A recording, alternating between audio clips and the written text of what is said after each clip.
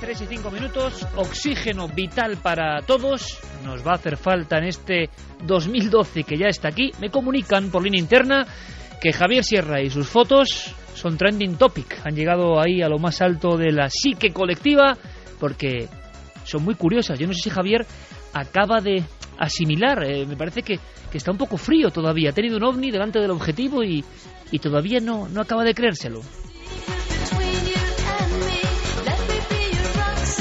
Pase lo que pase, Javier, para nosotros ya será el ovni verde sobre Shanghái, ¿eh? Desde luego. Que es como muy romántico. El dragón de Jade. El dragón de Jade.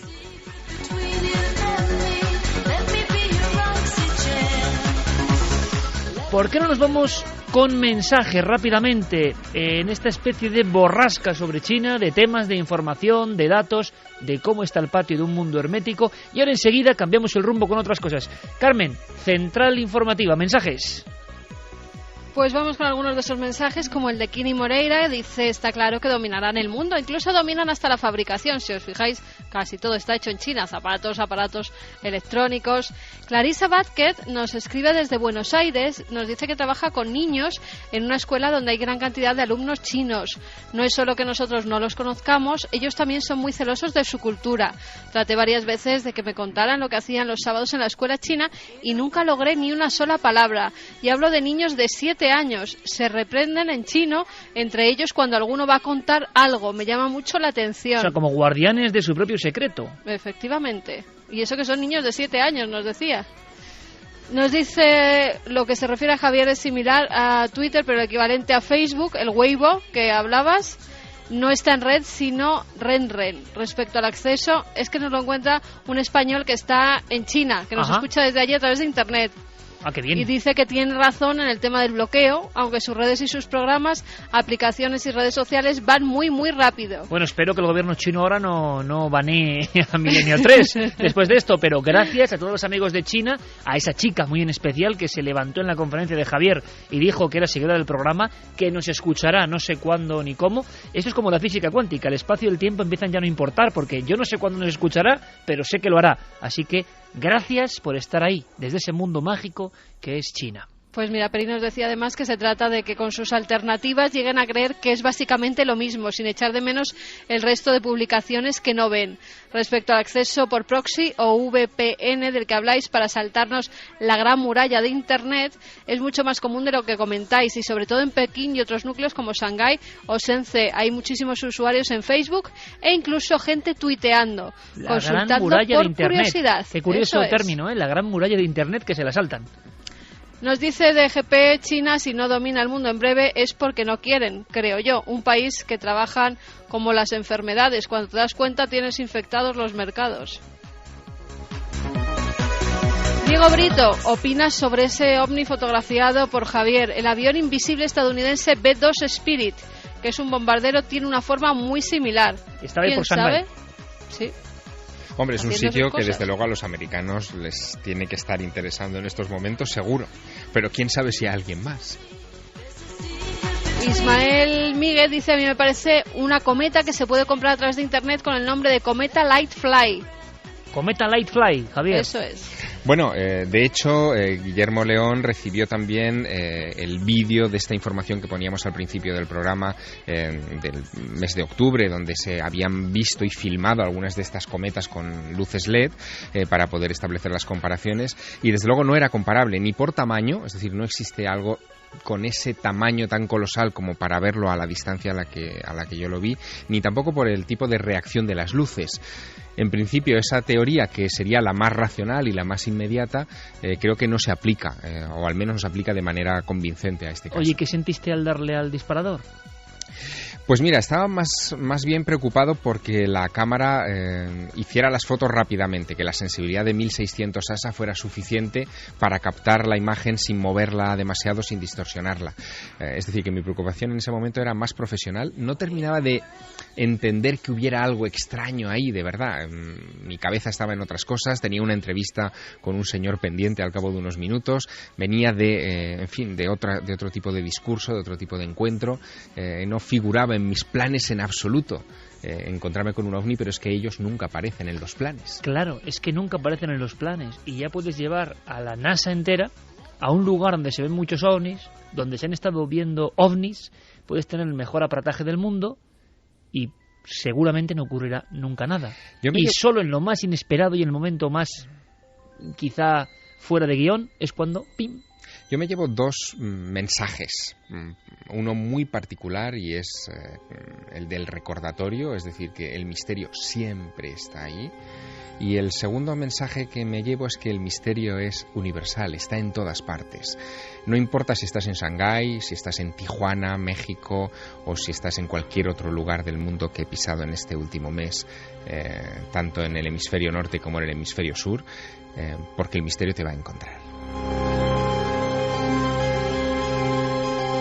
Qué música más extraordinaria que pone Geray Martínez Vangelis. Madre mía, qué recuerdos. Mañana, por cierto, tenemos un debate muy fuerte en Cuarto Milenio sobre pirámides, pero hay algo sobre el cosmos, con músicas muy especiales, el alma o la mente del cosmos, que me gustaría que vieseis. Porque quién sabe, uno de nuestros ya científicos de referencia, que hemos dado a conocer y queremos seguir dando a conocer, Bernard de Españat, hablaba de esa realidad velada, ¿no? ¿Quién sabe si desde esa realidad velada... Bueno, él dice que sí, que nos mandan mensajes. ¿Quién sabe si estas formas, si esto que he visto a Javier Sierra, quién sabe, digo, es una de esas señales que quiere, en mitad de la noche, como proviniendo de un mundo imposible, pero que está y teje el mundo visible, decirnos algo?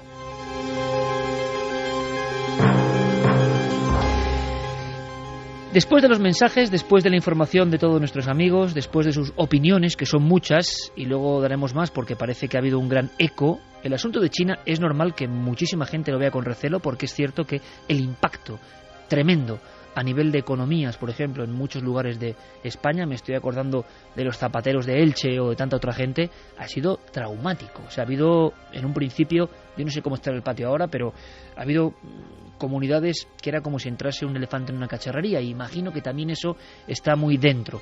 Pero ampliemos perspectiva y conozcamos un poco más, ¿no?, este gigante, porque vamos a tener que conocerlo sí o sí. Esa es la impresión que tenemos. Vamos ahora con otra historia, cambiamos de rumbo.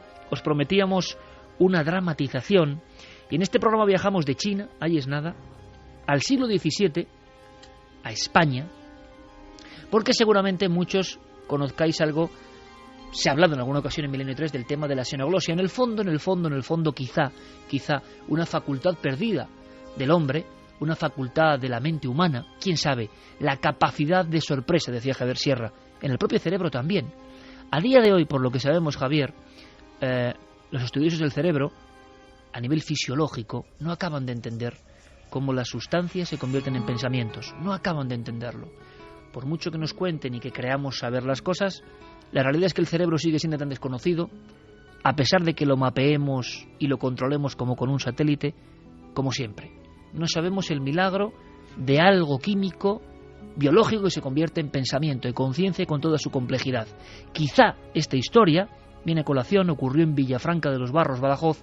Quizá esta historia sea un ejemplo, se podría ver así, no de algo diabólico o divino, sino de las extraordinarias capacidades de la mente humana desde siempre. Solo cuando las demostraciones son tremendas, acaban, imagino, en legajos. Y esta historia es una historia a la que Diego Marañón ha puesto final, porque no se conoce el final.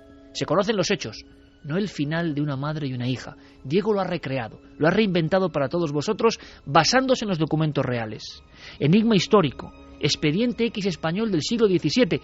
Y yo recuerdo con mucha emoción cuando se encontró un manuscrito que ponía hechos sobrenaturales en la pared, empotrado y escondido, de la parte superior del archivo histórico de Villafranca de los Barros, en Badajoz. Porque yo acudí allí a encontrar el documento, y me leyeron el documento y fotografié el documento. El documento es una historia de novela, que con el equipo de producción de la cadena SER hemos querido que reviváis. Es otra de las dramatizaciones. Viajemos en el tiempo ahora. Facultades de la mente o algo más terrible. El hecho ocurrió así, y Diego simplemente ha podido poner ese punto final, esa posibilidad. Vamos a disfrutar. Vamos en busca del llamado expediente de Villafranca.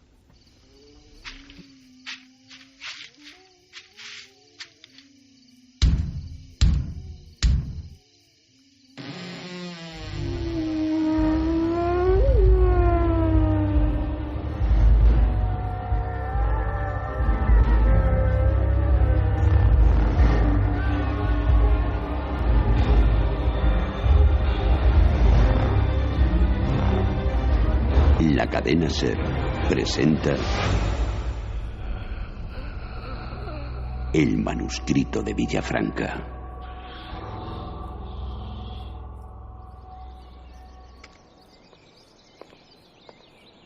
Una figura menuda y vestida de negro ascendía por la empedrada travesía del Aceituno aquella apacible mañana de 1671. La herrumbrosa aldaba de la puerta de la capilla de Nuestra Señora de la Coronada se había templado a causa del intenso calor que azotaba al pequeño pueblo extremeño.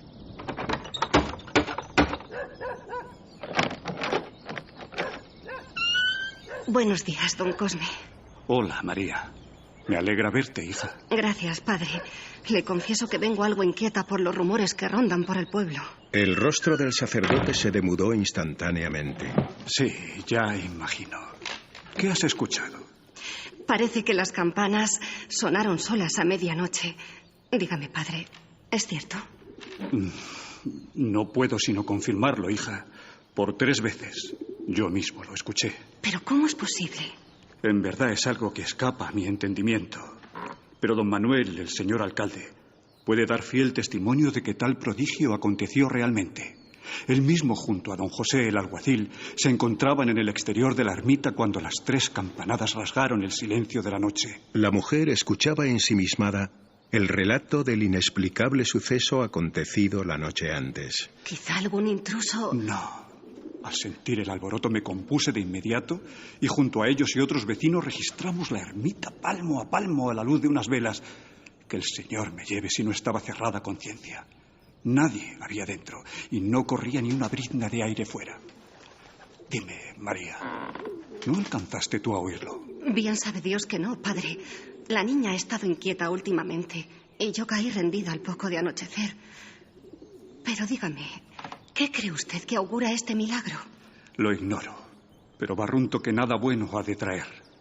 Dicen los viejos que el tañir de campanas malditas nunca ha sido cosa baladí. Habremos de confiar en la providencia entonces. En fin, padre, yo venía a solicitar su beneplácito para bautizar a la niña. Ah, así que ¿es eso lo que te ha traído aquí? Así es. Mi Antoñita tiene ya 3 meses y no quisiera dejar pasar más tiempo. La gente, ya sabe, empieza a murmurar. Y por lo que sé no les falta motivo. ¿No es así, María? ¿Qué quiere decir? Bien lo sabes. Lo mismo que el rumor del milagro ha llegado hasta tus oídos, a los míos han llegado otros no menos preocupantes. Padre, yo... No me andaré con rodeos. ¿Es cierto eso que dicen?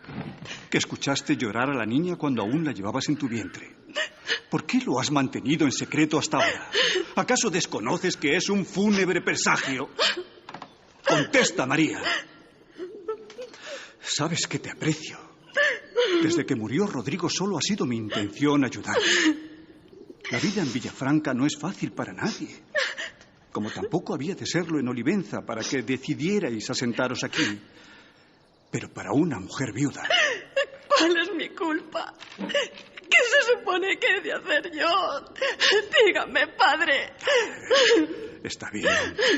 No penes, hija mía.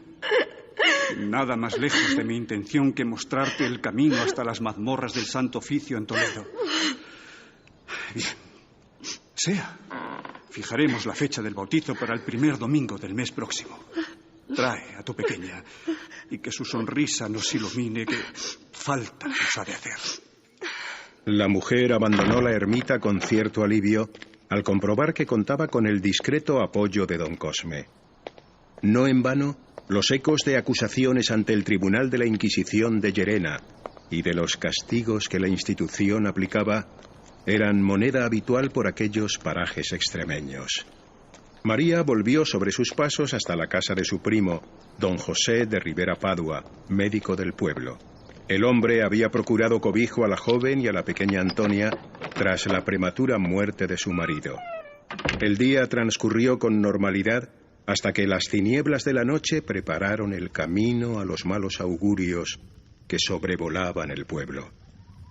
En una de las estancias de la casa, alumbrada tan solo por la pálida luz de un cirio, María y su hija reposaban apaciblemente sentadas en un viejo sillón. Mira qué tranquilita está, José. ¿No se te figura que cada vez se parece más a madre? Puede que sí, puede ser. He de salir un momento, María. ¿Dónde demonios habré puesto mi capa? ¿A dónde te diriges? Mira que hace rato que ha caído la noche. Como que son ya casi las 8. Pero he de ir a reconocer a doña Teresa. Parece que ha empeorado. Tú deberías recostarte y descansar, pues mucha es la faena que nos espera mañana. Isabel y yo te despertaremos con la amanecida y nos llegaremos los 3 hasta... Oh, ¿qué te pasa a ti ahora, ángel mío? ¿Qué tienes? María, fíjate en su carita. Tiene el rostro encarnado. Señor, es verdad. Y está toda rígida. Antoñita, ¿qué te ocurre? ¿Por qué te agitas de ese modo? ¡Antonia! La pequeña movía con violencia sus extremidades en todas direcciones ante los atónitos ojos de sus familiares. El terror, sin embargo, no apareció hasta que la niña, con lentitud, comenzó a erguir su cabeza, a estirarse en un movimiento del todo antinatural. José, ¿qué le pasa? ¿Qué diablos le pasa a mi hija? ¡Déjala! ¡Suéltala ahí! ¡Suéltala, te he dicho! Acto seguido, como por instinto, los 2 adultos se alejaron de la mesa de madera. Sobre ella, mirándolos fijamente, estaba la niña con sus 2 ojos muy abiertos y la boca esbozando una risa que helaba la sangre. Poco a poco se colocó a gatas, intentando ponerse de pie.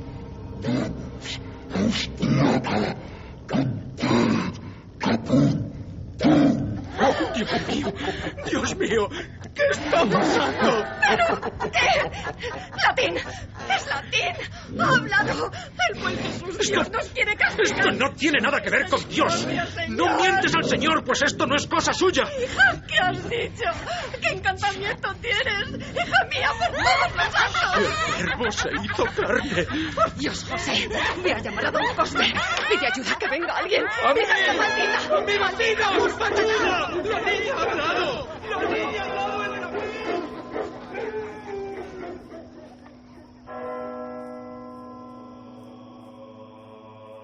Antonia Batista, de 3 meses de edad, continuó forcejeando con movimientos antinaturales durante varios minutos, tal y como se recoge en el informe redactado por las autoridades. Fueron muchos los testigos que llegaron a tiempo para comprobar cómo la pequeña se agitaba. Su carita se había transmutado súbitamente en una mueca llena de ira. Tras aquellos instantes de tensión y desconcierto, fue apaciguándose hasta que recuperó su tranquilidad habitual.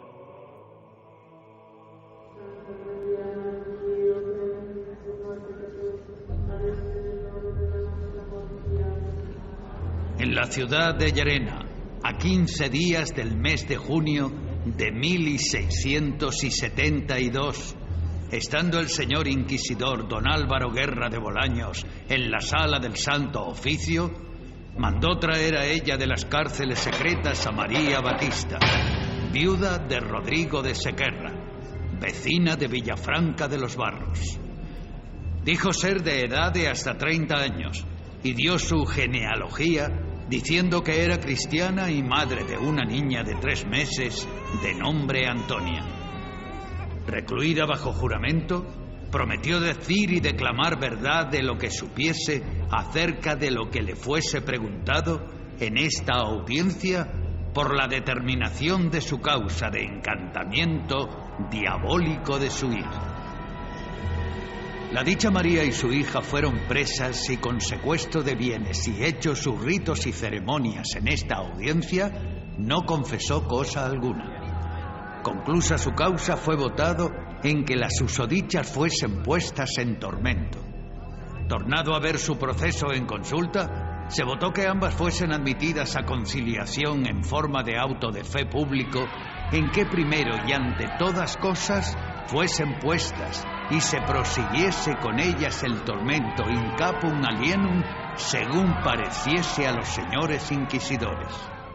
Las palabras que salieron de la garganta de la pequeña Antonia Batista fueron interpretadas como una profecía sobre los males que se avecinaban sobre la monarquía hispánica. Domus austriaca conterret capuntum. La casa de Austria enloquece. En efecto, Carlos II, apodado el Hechizado, sería el último rey de la dinastía de los Austrias. Fue mandado dar varias vueltas al garrote y la daga dijo: «Ay, desdichada de mí, no tengo más que decir». Fue mandado dar una vuelta más, expirando la condenada entre ahogos y su hija endemoniada a continuación. Si para cumplir y ejecutar lo contenido en este nuestro mandamiento se tuviese necesidad de favor y ayuda, exhortamos y requerimos, so pena de excomunión mayor, latae sententiae, trina canónica y 10 ducados para los gastos extraordinarios del dicho santo oficio. Fecha en Llerena, a 15 días del mes de junio de 1672. Mientras ascendía uno a uno los empinados peldaños de la escalera de caracol, don Juan Mateos, el archivero de Villafranca, sentía cómo aquellos legajos se hacían más y más pesados. Con la única ayuda de la pálida luz procedente de un llameante candil de aceite, recorrió la escasa distancia que lo separaba de aquel depósito de historias olvidadas. El viejo escribano apoyó por última vez las 30 hojas manuscritas con el registro de lo sucedido en una mesa situada al lado de la polvorienta estantería, donde se apilaban papeles que empezaban a amarillear. Y empapando su pluma con algunas gotas de tinta, procedió con mano temblorosa a identificar aquellos extraordinarios documentos. Hechos sobrenaturales. El archivero cerró los ojos una última vez y balbuceó una rápida oración, encomendándose quién sabe a qué. Cuidadosamente arrancó las últimas páginas con la intención de que no quedase constancia del terrible final de María y su hija, y procedió a retirar uno de los ladrillos que revestían la pared. Allí, en el improvisado hueco lleno de polvo y telarañas, don Juan Mateos depositó el informe judicial que atestiguaba la realidad de uno de los primeros y más extraordinarios expedientes X españoles.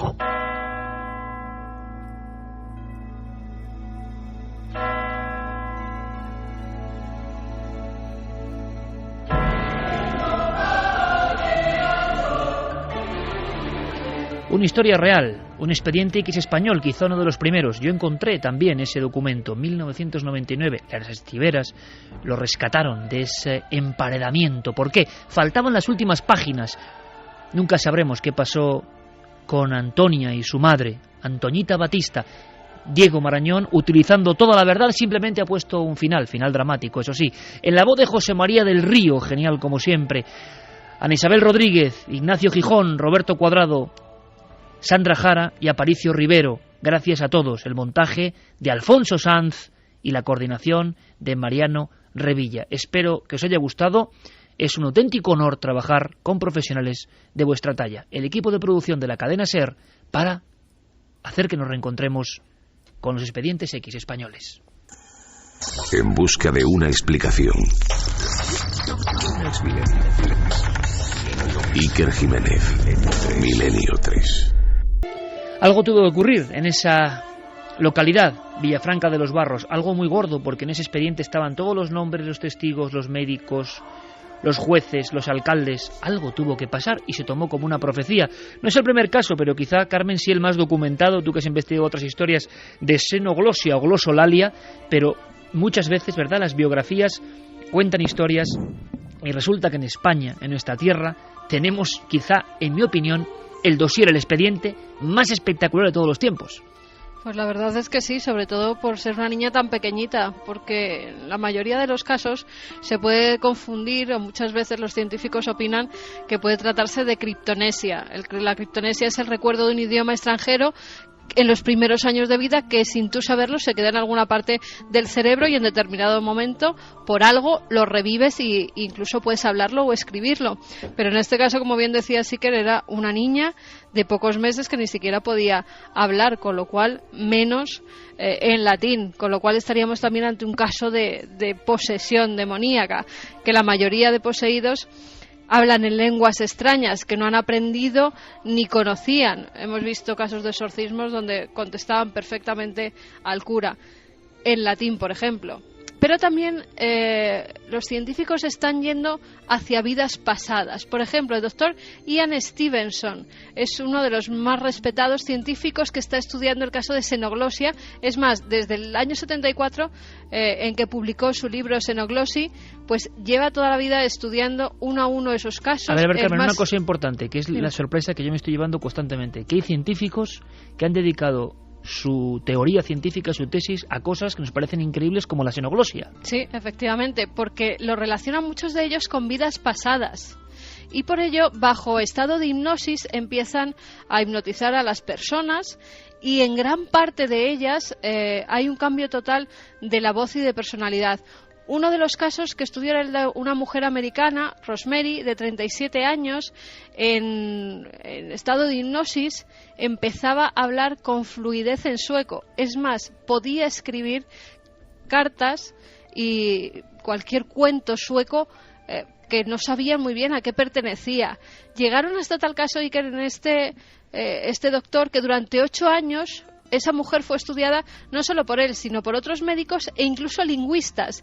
Y todos decían que esa mujer en algún momento, no sabían si de otra vida o en alguna parte de su cerebro, tenía que haber aprendido sueco, porque era imposible que alguien sin ningún conocimiento de ese idioma hablara y escribiera de esa forma. Uno piensa que la xenoglosia pertenece al siglo XVII, se sorprende como casualidad o detalle de que en la historia hay legajos de este tipo y piensa, evidentemente, en la mentalidad de esa época.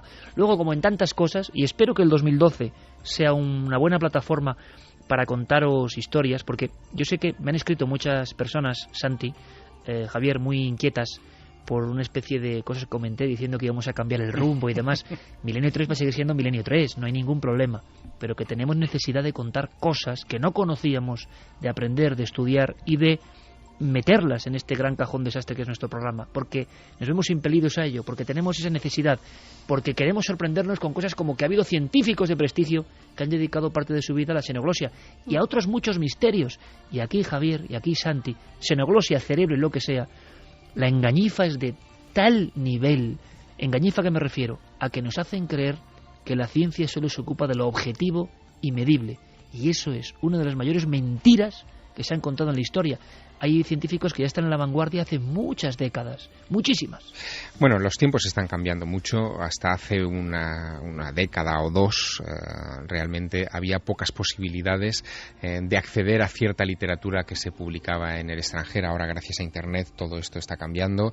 También hablamos más idiomas que los que se hablaban antes y, por lo tanto, accedemos a informaciones que nos cambian la perspectiva. Y yo creo que sí que es una buena idea, un buen punto de partida para el 2012, que ya hemos dado de alguna manera el paso esta noche, quitarnos esa visión europeocentrista, empezar a ver qué se está haciendo en otras latitudes y aprender y fascinarnos con ello. Porque además ese antropocentrismo muy occidental e incluso muy de la mentalidad científica mediocre, no hablo de la ciencia en general que es amplísima, sino de la ciencia reduccionista al máximo, es decir, la que dice que o se toca o no es verdad, que es una cosa inconcebible para científicos de gran nivel mundial, la sensación de que ha habido un gran embudo y que solo nos llegan ciertas informaciones. Por ejemplo, hay del científico que se meta en estos temas, no, claro, en España, pero en el resto del mundo no, aunque ese será otro tema del que hablaremos y del que daremos luz. Ahí, revisando los libros que tengo sobre xenoglosia, sobre el hablar lenguas extrañas, he encontrado un documento de la Sociedad para la Investigación Psíquica donde hablaba también del caso de una joven inglesa, era de Blackpool, en 1931, es el año en el que se recoge esa noticia. Ella comienza a hablar de un día para otro en un antiguo dialecto egipcio, hasta tal punto que llaman a un egiptólogo, a Hubert Hume, y ella, delante de ese egiptólogo, escribe 66 frases en un lenguaje perdido de los jeroglíficos. Habla una lengua, decían, que no se había escuchado fuera de los círculos académicos durante miles de años, con lo cual son fenómenos con nombres y apellidos estudiados por científicos que están ocurriendo pues desde hace muchos años. Incluso un niño de 10 años, indio y garot, en Filipinas, que en el año 1993, empieza a comunicarse en zulú. tuvieron que llevar a gente, a traductores de todas partes porque no le entendían a este pequeño. Bueno, y ese caso de Croacia, de hace tan solo unos meses, hablamos con el hospital de esa mujer que empezó a hablar alemán. Son facultades de la mente, son percepciones completamente desconocidas y da la impresión de que, como son hechos difícilmente repetibles, son como anomalías que quedan ahí. No importa que no conozcamos el final de esta historia, que no sepamos si se trata del eco de una vida pasada, de memoria celular, de conexiones con el inconsciente colectivo, no importa. Pero de todo eso hay que hablar. Exacto, Javier. Lo importante es investigarlo, estudiarlo y formularse las preguntas. Algún día llegaremos a las respuestas. De todas formas, qué importante, a raíz de lo que hemos hecho esta noche, es conocer otras culturas y respetarlas. Fíjate que estos casos, dependiendo de en qué cultura se produzcan, pueden tener consecuencias dramáticas, como la del relato. Aquí en Occidente te podía llevar por muy bebé que fueras a la hoguera. Pero porque estaba relacionado con el demonio, Santi. Efectivamente, pero en una cultura, por ejemplo, como es la hindú, donde la reencarnación forma parte pilar de la cultura y de la religión, estos casos siempre se han visto como algo natural. Es decir, es que no llamaban ni la atención, como mucho era comidilla del pueblo. Y tampoco era una cosa que fueran las vecinas a ver mucho a la niña. Que la niña pues ha hablado en otro idioma pues porque se acuerda de su vida anterior.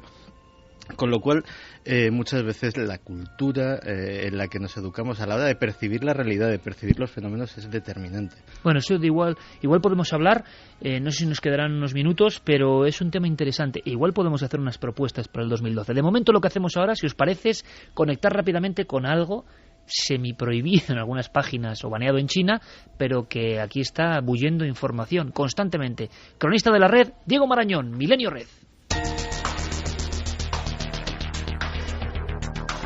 Milenio Red. Toda la información digital del mundo del misterio. Se trata posiblemente de la webcam más espectacular de todas cuantas han pasado por esta sección, por el lugar escogido para emplazar la cámara y, como no, por lo que nos muestra. Hablamos de la señal en directo disponible desde la Estación Espacial Internacional. Si miramos hacia el futuro, la Estación Espacial representa el primer paso hacia la exploración del Sistema Solar. Creo que la exploración del espacio es muy importante en la evolución del ser humano, porque nacerán colonias en el espacio y en otros planetas. La experiencia visual incluye planos del interior cuando la tripulación se encuentra trabajando y sobrecogedoras vistas de la Tierra en otros momentos. El vídeo se acompaña de las conversaciones en audio entre los astronautas y el control de la misión. Dado que la estación completa una vuelta a la Tierra cada hora y media, podemos ser testigos privilegiados de un amanecer y un ocaso cada 45 minutos. Y cuando la imagen aparece en total oscuridad, la webcam puede regalarnos algunas vistas espectaculares de la iluminación nocturna de la Tierra. Y todo a un simple clic de ratón. Es probable que alguna vez hayáis oído hablar sobre la teoría de los 6 grados de separación. Mediante esta formulación se supone que todos los habitantes de la Tierra estamos conectados unos con otros a través de una cadena que no supera los 5 intermediarios. Pues bien, ahora parece que con las nuevas tecnologías ese margen se ha estrechado considerablemente y cualquier usuario de Facebook solo necesitaría dar 4 pasos para contactar con otro, aunque viva en sus antípodas. Así lo asegura la Universidad de Milán, que a través de un estudio ha elaborado un informe que analiza las relaciones de 721 millones de usuarios de esta red social. La investigación revela que la distancia media entre dos de ellos es de 4,47 grados, pero es que si además reducimos el foco al ámbito nacional, el cerco se estrecha hasta los 3 pasos, como ocurre en Estados Unidos, Suecia o Italia, según cuenta el informe. Desde ayer puede verse en Madrid la exposición NASA, la aventura del espacio, una muestra que repasa los 50 años de la exploración espacial a través de piezas reales y réplicas de las naves que han protagonizado la conquista del cosmos. Un pequeño paso para el hombre, un gran salto para la humanidad. Ve lo que vieron sus ojos, siente lo que ellos sintieron. Más de 300 piezas originales y 2.500 metros de historia. Una exposición única en el mundo. La carrera espacial te espera. La exposición estará 6 meses en Madrid y en ella podrá verse desde un motor del cohete Titán a trajes espaciales, pasando por los paquetes de comida deshidratada que suelen comer los astronautas cuando están en órbita. La conquista de la Luna ocupa buena parte de esta exposición, pero también hay un lugar dedicado a los transbordadores espaciales, donde podremos acercarnos a una copia exacta de la cabina del Atlantis. En la web de la muestra podéis encontrar toda la información necesaria para disfrutar plenamente de ella, además de guías educativas y material de apoyo didáctico. La unión de dos palabras griegas, sindon, que significa sábana, y logía, que equivale a estudio o tratado, originan el término sindonología, que se aplica al estudio de la sábana santa. El Centro Español de Sindonología es una asociación cultural de carácter civil, fundada en 1987, con sede en Valencia y dirigida en la actualidad por el profesor Jorge Manuel Rodríguez. Y de repente pues se encuentra con que es en el negativo fotográfico donde, al invertir el claro oscuro, cosa que es normal en todo negativo, el rostro y el cuerpo completo adquieren un absoluto realismo. Inicialmente el centro se planteaba solo la investigación y la divulgación de los estudios sobre la sábana de Turín, pero según cuentan en su web, enseguida fueron conscientes de la necesidad de ampliar su estudio a otras reliquias. El objetivo de la entidad es agrupar a todos aquellos españoles que se interesen por la figura histórica de Jesús y que quieran ampliar además el conocimiento sobre su persona a través de los documentos que se le atribuyen. Linteum.com, el sitio oficial del organismo en la red, es un verdadero caudal de información, artículos y presentaciones multimedia sobre la reliquia. Y aquí lo dejamos. En 2012, más noticias y recomendaciones del mundo virtual. Hasta entonces, y gracias a Guillermo León, tendréis disponibles en ikerjimenez.com todos los enlaces para profundizar en los temas que hemos tocado hoy. Porque ya sabéis que, por mucho que cambiemos de año, el misterio continuará en la red.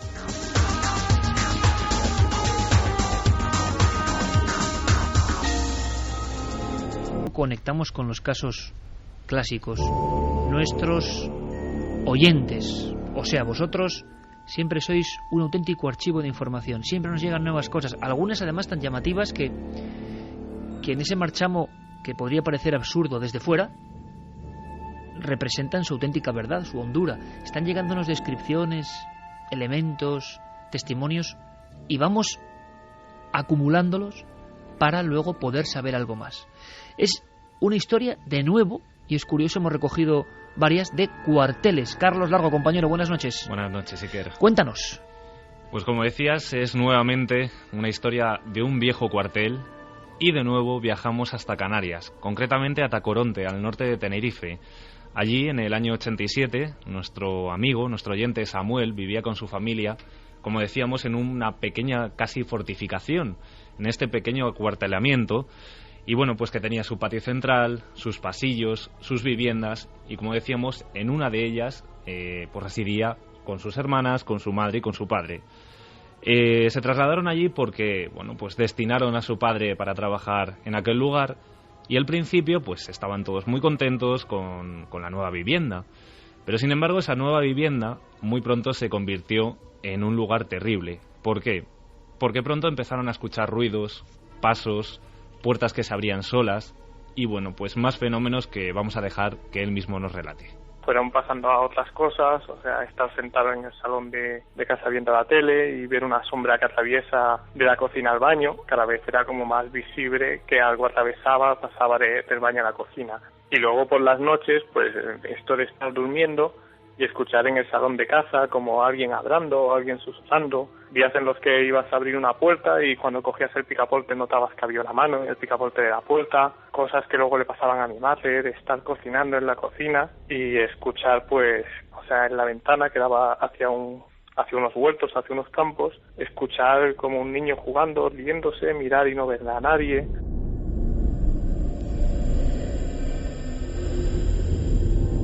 Fenómenos que no tenían ninguna explicación para ni Samuel, ni sus hermanas, ni para su madre.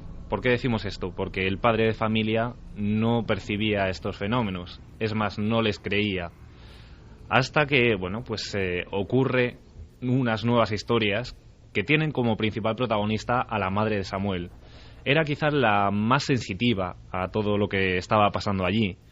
Y bueno, pues nos mencionaba esos movimientos de ventana, esos picaportes de puerta, pero vamos a dejar que también nos cuente esas dos historias en las que su madre pues se aterrorizó. Era que ella estaba cocinando y sentía como que le pegaban unos pequeños tirones en el delantal. Ella al principio pues no le hizo caso, o sea, pensó que era yo o alguna de mis hermanas que estábamos jugando hasta que le pegaron un tirón que se le desató el delantal. Ella se dio la vuelta cabreada y vio que allí no había nadie, o sea que nosotros no estábamos en el pabellón, que no había nadie en la casa, y fue cuando ella se empezó a sentir un poco pues como más asustada. Ya el caso más fuerte quizás, que fue con el que más asustó mi madre, fue una noche que ella estaba durmiendo en la cama y se despertó porque notó como que tenía un peso encima del pecho. Ella se despertó toda asustada porque no se podía levantar y según cuenta ella, dice que escuchaba o que le dio la sensación de escuchar a alguien que le pedía ayuda, o sea que le estaban gritando ayuda. Se asustó, levantó los brazos para cerrarlos, los cerró y en ese momento ya sí que se pudo levantar. Entonces lo que hizo fue ponerse su bata y salió a las oficinas del cuartel a pedir que por favor llamaran a mi padre porque estaba esa noche de servicio, a ver si es que le había sucedido algo o qué es lo que pasaba. A mi padre pues lo llamaron, no le sucedía nada y a la mañana siguiente pues mi madre ya le contó la historia de qué es lo que había pasado y demás. 3:46, escuchábamos muy atentos y yo les decía a mis compañeros de la banda o del sector izquierdo que qué gráfico es esto, es decir, historias que pocas veces han escuchado, tirando del delantal, qué gráfico, qué sentido y cómo nos sorprenden siempre los testimonios de nuestros oyentes, que a veces no se refieren a cosas ya como muy catalogadas, sino que abren posibilidades y descripciones nuevas. Y es que la situación ya era insostenible. La familia estaba pues sin saber qué es lo que ocurría allí. Y sobre todo querían descubrir si en otros pabellones, en otras viviendas, estaba sucediendo lo mismo. Y aquí tenemos la respuesta. A ver, en otros pabellones nunca habíamos escuchado de que sucediera nada. De hecho, el pabellón en que nosotros ocupamos era un pabellón que estuvo vacío durante varios años, por lo visto. O sea, nosotros cuando llegamos a ese cuartel, el pabellón estaba vacío y nosotros nos alojamos primero en uno, o sea, en otro totalmente diferente. Fue luego a los 5 o 6 meses cuando mi padre vio el pabellón que era más grande y pidió que nos cambiaran a ese pabellón. O sea, pero el pabellón por lo visto ya llevaba vacío un tiempo, de que no sé por qué nadie lo había ocupado hasta el momento. Samuel nos decía que nadie había ocupado esa vivienda hasta el momento durante varios años. Pero indagando, el padre ya empieza a creer a su familia y pregunta a sus compañeros qué familia había habitado allí durante ese tiempo. Y bueno, lo cierto es que encontraron relación entre la realidad y los fenómenos paranormales que ellos mismos estaban viviendo. Y preguntando, pues al final sí que dieron con que se ve que hacía unos años, antes de que nosotros viviéramos allí, había vivido otro matrimonio y tenían un hijo que estaba bastante enfermo. O sea, lo tenían terminado. Se ve que lo tuvieron un tiempo en el hospital, pero que al final los padres decidieron llevárselo al cuartel. Y por lo que le contaron a mi padre, lo poco que sabían es que el niño sí que tenía la costumbre de estar siempre asomado a la ventana viendo cómo jugaban los otros niños. O sea, él nunca salía a la calle, nunca salía al patio y siempre estaba asomado a la ventana. Y luego a mi madre le dijeron que también este niño tenía la costumbre de cuando su madre cocinaba, siempre estaba muy encima de su madre, y cuando su madre estaba en la cocina cocinando, pues él estaba allí jugando y haciendo sus cosas mientras ella estaba por allí para estar cerca de ella. Que la cosa es que luego deformaron el cuartel, que nos echaron durante un par de meses mientras hacían las reformas, y al regresar de las reformas ya nunca más sucedió nada. Carlos, compañero, muchas gracias. Hasta la próxima. Los oyentes, como suministradores de historias que están ahí, que tienen confianza para contarlas, que saben que por supuesto les creemos en lo que cuentan, y de la impresión, y también hila esto con lo que a veces la ciencia está vislumbrando, no lo sé, la posibilidad de que haya muchos mundos interconectados, muchos espacios y tiempos interconectados, muchas sensaciones de viñetas de otras historias que siguen desarrollándose. Quizá esos fallos del gran holograma produzcan estas visiones, pero de verdad que nos quedamos de piedra. ¿Cuántas hay? ¿Cuántas personas dan el paso? Y de cada una que da el paso y lo cuenta y lo argumenta, ¿cuántas callan? Vamos a ver si en el 2012 seguimos rompiendo el silencio, llevamos haciéndolo 10 años, porque creemos que todo esto tiene una información, tiene un mensaje para todos. Carlos, gracias y hasta el próximo año, amigo. Hasta el año que viene. Gracias. Mensajes, Carmen, ya mensajes casi tocando el 2012, da hasta vértigo. No sé cómo vamos de tiempo, si queréis que dé los ganadores. Sí, venga, da los ganadores, nos quedan 6 minutos y mensajes también. Bueno, vamos a dar primero los ganadores. Carlos de Las Palmas, que decía: buenas noches, milenarios, historia aterradora, tengo los pelos de punta y encima ha entrado mi perro de golpe en la habitación y he saltado de la silla del susto. Maravillosa nuestra España mágica. Sí, señor. Alberto de Granada decía: visitando China me he traído la fascinante sensación de haber recorrido una tierra en la que el misterio, la creencia en lo sobrenatural y los más maravillosos avances tecnológicos se dan la mano. Una cosa, es el mayor gigante tecnológico el más desarrollado y a la vez el que menos sentimientos tiene. Los vídeos de esos niños que no han sido ni uno ni dos, atropellados sin que nadie les haga ni caso, esa deshumanización por la tecnología es terrorífica. ¿Tú viste, terrible. Javier, esa deshumanización? La vi en algunos sitios, pero fíjate, a nivel de calle o de las personas que yo me encontré, claro, yo estaba en una burbuja cultural, digamos, Claro, que iba a un nivel. Exactamente, entonces lo que vi fue mucha cordialidad, pero ahí fuera, es verdad, en la calle sí que había cierta deshumanización. Había gente, por ejemplo, pobre en la calle, o sea, que pedía limosna o que vivía en condiciones muy paupérrimas a la que nadie miraba. Aquí no se le mira mucho, también es cierto, pero allá todavía menos. Carmen, ¿por qué no felicitamos el 2012 a toda nuestra audiencia? Pues claro que sí, hay que felicitarles a todos. Hay que, además, decir que este 2012 va a llegar cargado de energía, de milenarios, porque hay muchos que me lo hacen saber, de nuevos milenarios, esas nuevas generaciones que van a ver la luz en estos días y sobre todo, pues eso, que nosotros seguiremos haciéndoles compañía, que esperamos que sigan estando allí escuchando las historias de varios locos que son muy felices haciendo lo que hacen. Carmen, felicidades, un abrazo muy grande. Gracias, un beso para todos. Y alegría para todos, 3:58, nos marchamos ya y nos marchamos hasta el 2012, parece mentira. Geray Martínez, un honor como siempre, compañero, feliz 2012 para ti, que se cumplan todos tus deseos, que te recuperes, de la garganta, seguro que el año que viene cantas villancicos. Carlos Algo, Fermín Agustín, nuestros escuderos, nuestros amigos que un año más han hecho todo lo posible, haciendo un trabajo titánico, un trabajo que a veces el público no sabe, pero que nosotros reconocemos, porque ellos son la gasolina de este motor. Gracias a los dos, muchísimas gracias. Y lo estamos preparando con cariño para ver si todos aprendemos un poco, y desde luego yo el primero. Eso sí, ya que han sido los Nobel, sí me gustaría simplemente, como reflexión de todo lo que nos han contado estos exploradores, que nos han descrito con sus palabras el increíble mundo de esa oscuridad, donde el cuerpo, fíjate qué descripción, Santiago Camacho, donde el cuerpo nota y siente otras presencias, porque entra en otra especie de dimensión, donde el ser humano entiende o concibe que hay algo más del objetivo. Como nos han hablado de eso, qué bonito recordar que ahora mismo todavía sigue habiendo investigadores fundamentales en el mundo de la física, como por ejemplo el francés Bernard Despagnat, uno de los fundadores del CERN. El público sí entiende CERN. CERN es la cúpula de la ciencia. Lo que no sabe es que, por ejemplo, esta frase la acaba de decir uno de los fundadores.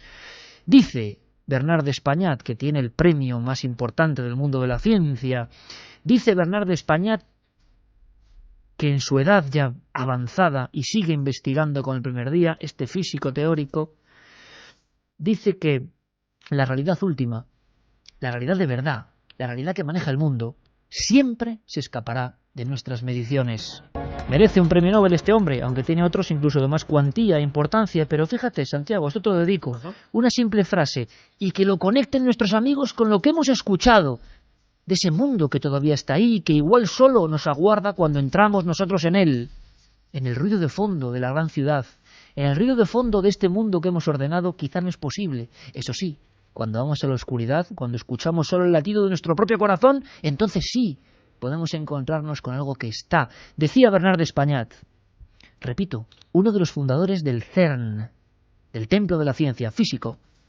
Estoy convencido, en su última entrevista, de la existencia de una entidad superior, divina o espiritual, un ser más allá de lo material, una realidad básica, sublime, a la que le debemos respeto sagrado.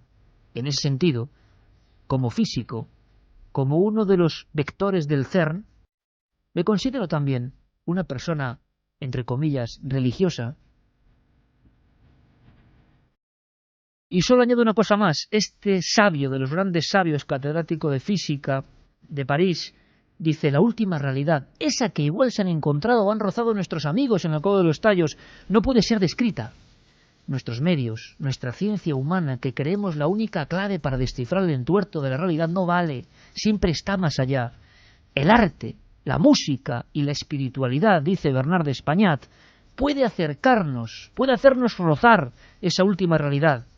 Pero esta sustancia del ser, este principio de todas las cosas, es tan misterioso que no podemos conocerlo, con lo que... Y vamos a repetir, Iker, antes las vías de contacto, Y la porque encuesta, ya la saben encuesta. que sorteamos esa colección, la última, de Caballo de Troya de JJ Benítez. Muchas gracias a Planeta por esas 3 colecciones que nos ha dado para sortear entre todos nuestros oyentes. Las vías de contacto: milenio3 con número @cadenaser.com, La Nave del Misterio, Facebook, Twitter y también Google Plus, y como no, www.cadenaser.com, donde nos están dejando muchísimos mensajes, como el de Mario, que nos decía: buenas madrugadas, milenarios, es asombroso saber que todavía existen tesoros por descubrir. También me asombra ver cómo hemos perdido el contacto con nuestra esencia humana. Qué bonito. Tony dice: supongo que los pocos sitios que quedan por explorar y del que cabe la posibilidad de encontrar algo totalmente diferente a lo que conocemos son las cuevas y el fondo marino. ¿Quién sabe? Arantxa Say desde Cantabria dice: hola, os escribo porque me ronda la cabeza una idea que posiblemente no tenga ninguna importancia. Hablando en el programa de la Cueva de los Tallos, habéis mencionado las láminas con ideogramas y que se referirían a una humanidad perdida. Y lo primero que se me ha venido a la cabeza han sido las historias de las piedras de Ica. Recuerdo haber leído un libro de Benítez al respecto de las mismas que me fascinó. ¿Tienen alguna relación? Bueno, sí, en lo estrambótico, digamos, ¿no? En que hay mucha piedra y láminas falsas seguro en todo esto. Hemos hecho varios programas sobre Ica, hemos estado allí, hemos grabado en varias ocasiones y os lo hemos contado. Nuestra impresión es que, quién sabe si hay alguna raíz verdadera, pero desde luego todo el embrollo de falsificaciones está ahí. Y es muy curioso, Santi, porque la historia del doctor Cabrera, el que descubre esa biblioteca en piedra, se parece a la de este religioso que recibe de los Shuar esas láminas. Es como el mismo principio, ¿no? Se parece mucho. Se parece muchísimo. Tal vez lo que hace una historia más por lo menos más sólida que otra es que efectivamente lo que sabemos del padre Crespi es, no estamos diciendo que el doctor Cabrera no lo fuera, pero estamos hablando de un sujeto que se está especulando hasta sobre su beatificación. Es decir, de un individuo que se jugó la vida, por ejemplo... Pero pudo ser engañado también, ¿no? Sí, efectivamente, que se jugó la vida para adentrarse en las selvas de los Shuar, rodar un documental que no tenía otra misión que enseñar al resto de Ecuador y al resto del mundo cómo veían el mundo los Shuar, que era algo a proteger y no a exterminar, como se creía en aquella época, y de ahí venía ese agradecimiento del que hablaba antes. Y hoy, además, gracias a nuestro amigo, a nuestro invitado, me he llevado como, entre comillas, conspiranoico, una pequeña alegría, que es esa confirmación que dijo tener de primera mano de que efectivamente, como decían los rumores, parte del material del padre Crespi acabó en el Vaticano. Más mensajes. Carlos Latorre dice: buenas madrugadas, milenarios, soy un estudiante de Erasmus que cada sábado se escucha sin excepción. Según tengo entendido, Armstrong dijo que su experiencia en la cueva había superado la vivida en la Luna. ¿Me lo podéis confirmar? Gracias de antemano y un abrazo desde Polonia. Sí, señor, o desde Polonia, Sí. Gran lugar. Vamos a ver, Santi, titular: ¿qué demonios hacía Neil Armstrong avanzando en la oscuridad de la Cueva de los Tallos? Año 76. Pues aparte de, evidentemente, ese ansia por lo trascendente que les dio a muchos astronautas y que les hizo buscar, pues ya sea en los límites de la búsqueda espiritual o de la búsqueda, en este caso, arqueológica, que había de trascendente, es que Armstrong es mormón. Y la Cueva de los Tallos y la historia de las láminas de oro presuntamente halladas allí tiene mucho de interés para los mormones. Uno de los pilares del relato es que el ángel Moroni, cuando al profeta le dio pues el libro del mormón, etcétera, etcétera, le enseñó unas planchas de oro en las que presuntamente estaba escrito pues toda la historia de la humanidad. Y Armstrong creyó que eran esas planchas metidas en la cueva. Armstrong y buena parte de la comunidad mormona lo sigue creyendo hoy. Ten en cuenta que estamos hablando de que el ángel que se le apareció a Smith y que era el ángel Moroni. Esto, qué casualidad, aparece en la región de Morona, en Ecuador, y encima son unas planchas de oro. Entonces, lógicamente, el interés de toda la religión mormona hacia toda esta historia ha sido máximo desde que se supo. Más mensajes. David García dice: yo visité la cueva de Camuy hace tiempo y cuando entré cambió la percepción de mi entorno y me pude sentir en sintonía con la naturaleza como nunca, como si el tiempo se hubiera detenido y no hubiese otra cosa que admirar la obra de arte que es la tierra en estado puro. Juan Ortiz Romero: hola, buenas madrugadas milenarios. Mi pregunta es una duda. ¿Podemos comparar la adaptación a la Cueva de los Tallos con el mito de la caverna de Platón? Sí. Es decir, que el ser humano es un ser que debe adaptarse al medio para convivir con él. Al ser actual le resulta extraño ese paso del mundo actual, avanzado y totalmente tecnológico, al retroceso en el tiempo que supone adentrarse en la Cueva de los Tallos. Yo creo que totalmente de acuerdo, y además es un símil que demuestra la inteligencia de nuestra audiencia. Uno de los mitos, si no el más nombrado de la historia de la Grecia clásica, habla de eso, de esas sombras de la realidad, una realidad a base de proyecciones. Y repito, al final lo que está descubriendo la ciencia más avanzada es que quizá vivimos todos en una especie de holograma. ¿Quién sabe? Pero ese contraste que han descrito nuestros amigos exploradores de la Cueva de los Tallos es exacto. Dos mundos que conviven, uno siempre encerrado, siempre solitario, y solo cuando penetramos y aceptamos sus leyes internas, podemos ver. Manolo nos decía: tengo amigos mormones y me confirmaron que su iglesia se interesó por la cueva y las planchas con signos, dado que ellos creen que tienen un libro revelado por Dios y que un ángel lo tradujo al fundador de su religión y que cuando éste tuvo la traducción se llevó las planchas. José Andice Morik también intentó buscar cuevas en Cuzco, en el lago Titicaca y en la Tierra del Fuego. Nuria Aguilar: como bien dice Siker, el simple hecho de penetrar en las entrañas de la cueva es cruzar la línea de lo prohibido. El entrar en lo desconocido, en lo sagrado, es todo un desafío. Creo en las maldiciones por las profanaciones de ciertos lugares protegidos con las almas de sus habitantes. Qué interesante este último mensaje de esta tanda, qué interesante, porque todo eso está ahí moviéndose. Yo solo puedo decir, y ojalá un día podamos vertebrarlo, que lo que se siente a veces en esos lugares trasciende el lenguaje. El lenguaje es una herramienta de nuestra conciencia que vertebra la realidad. ¿Qué pasa cuando uno se encuentra con una realidad o con una sensación que le invade, que cuando quiere explicarla no encuentra lenguaje? Está más allá de nuestra concepción. Y eso le ha pasado a mucha gente. Y eso es realmente maravilloso. Y eso cambia una vida si uno intenta buscarle una clave. Estoy de acuerdo también con dos cosas. Maravilloso encontrarse con las cuevas, que es lo más desconocido, decía un amigo, junto a las profundidades. Pero hay algo más. Las profundidades del propio ser nuestro es otro de los grandes enigmas. Y seguiremos buceando en su busca. Ahora cambiamos de tercio. Bueno, por cierto, una cosa, Carmen. Dime. Esa encuesta que sigue manteniéndose, que llevaba más de 5.000 y pico votos, creo, en ikerjimenez.com. Sí, 5.699 votos ahora mismo. Es una encuesta importante, porque lo decíamos, tiempos de transformación y lo que viene, y también transformación en la forma de escuchar este programa. ¿Y los porcentajes? Pues el debate de la semana en Milenio 3 pueden seguir votando en ikerjimenez.com. Queremos saber más de nuestra audiencia. ¿Cómo escuchas Milenio 3? Han cambiado muy poquito desde la última vez.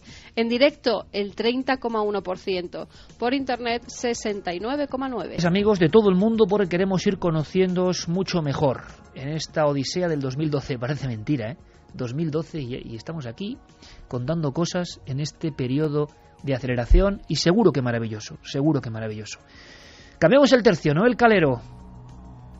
Por cierto, con Fermín Agustí Carlos Largo, como siempre, nuestra triada ahí muy pendiente. Es más, Carlos Largo trae una historia de esas proyecciones, no lo sé, que cambian una vida, os lo aseguro, que muchas veces quien vive cosas de estas no solo siente el temor al ridículo, porque ¿quién le va a entender si no lo ha visto otro? Si ha rozado esa otra dimensión, ¿quién demonios te va a entender si vive en otro mundo? Sí, en tu mundo, pero en otro vive. Y sobre todo, ¿cómo expresar algo si a veces no hay lenguaje? Solamente se parecía a, tenía una forma de, pero no es exactamente, no podemos llegar a la sustancia. Un caso más, una historia más. Carlos, buenas noches. Buenas noches, Iker. Vamos a empezar con un documento directamente, en forma de presentación. ¿Hay que añadir algo más o no? Pues simplemente que nuestra voz, la voz que nos va a dirigir a esta historia, es Ana, es una amiga del programa y bueno, nos va a relatar lo que está pasando su familia con su sobrino. Estaba mi hermana con el chiquillo en el sofá y la casa de mi hermana son 2 plantas. Entonces se levantó el chiquillo, se quedó en medio del comedor mirando la escalera y empezó a mover la cabeza como si estuviera viendo a alguien bajando por la escalera. Y empezó a mover la cabeza y se empezó a girar mirando hacia la puerta de salida de la casa. Entonces se volvió al sofá y le dijo a la madre, mamá, el señor ya se ha ido. Y mi hermana se quedó mirando y dice, ¿el señor? Dice, sí, el señor de mi cuarto. Uy, dice, pero ¿qué señor de tu cuarto? Que sí, que se le encienden los ojos. Y claro, mi hermana le comentó, dice, pero ese señor te dice algo. Y el niño se llevó la mano, el dedo índice a la boca, como indicando en señal de silencio, como si le mandara callar ese hombre.